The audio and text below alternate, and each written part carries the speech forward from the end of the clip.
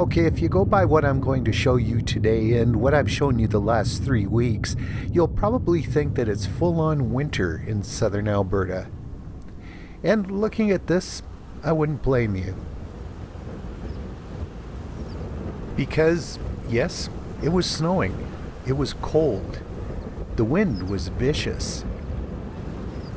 But the thing is, I only have certain days I can go out and do my little stories. And it just so happens that for the last 3 weeks, those days have looked pretty much like this.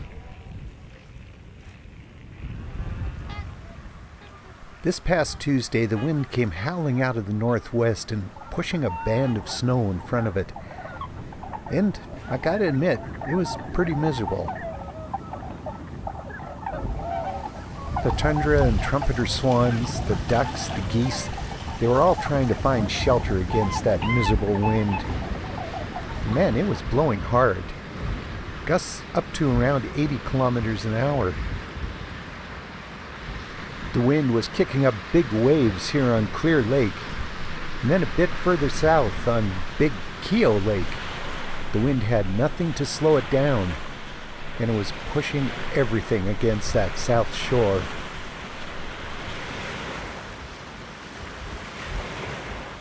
There could have been hundreds of birds out there among those waves, but the ones that I found were in a field close by. These are snow geese coming in for a landing. And once they were on the ground, they faced into the wind and the driving snow and just went on eating. There were several hundred of them in that field, so I thought maybe I might be able to find more on the water.